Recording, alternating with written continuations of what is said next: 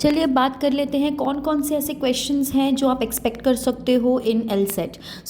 बात कर लेंगे 42 मल्टीपल चॉइस क्वेश्चंस के बारे में, जिसमें से 12 आर्ग्यूमेंटेटिव आपको पैसेजेस आते हैं एंड जिसमें आपको 3 या 4 मल्टीपल चॉइस के क्वेश्चंस पूछे जाएंगे on each such passages.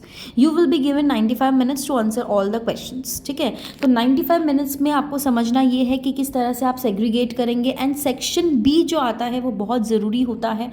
Section B में आपको 40 मिनट्स दिया जाएगा, आपको टाइमर लगा दिया जाएगा एंड बोला जाएगा कि within 40 minutes you need to solve 1 essay questions given from the other 3। तो 3 ऑप्शन दिए जाएंगे ऐसे के, और उसमें से आपको एक ऐसे जो होगा अटेम्प्ट किया जाएगा। तो मुद्दा यहाँ पे ये आता है, क्या ये जो आपको एसेज हैं वो ईजी आएंगे? जी हाँ, बिल्कुल ईजी आएंगे, इतने भी डिफ़िकल्ट नहीं पूछा जाएगा। But you need to focus that what all the contents you can able to put in that essay. ऐसे तो ईजी आते हैं, डिफ़िकल्ट भी आ सकते हैं, लेकिन आपको समझना ये है कि किस तरह से आप 40 मिनट्स को एक ऐसे में कन्वर्ट कर सकते हो, क्या क्या कंटेंट आप उसमें डाल सकते हो।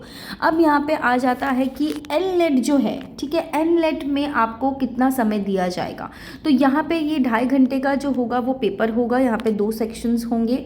ठीक है, एनलेट भी, जैसे हमने एलसेट के बारे में बात किया, एनलेट में भी आपको 2.5 घंटा दिया जाता है। 2 सेक्शंस में डिवाइड किया जाएगा। And section A section B again argumentative जो आपके पैसेजेस रहेंगे वो दिए जाएंगे।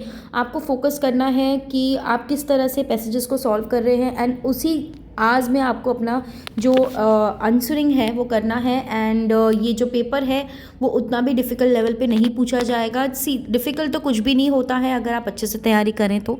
सो it's always better to start from now. So yeah, with that, wish you all the best.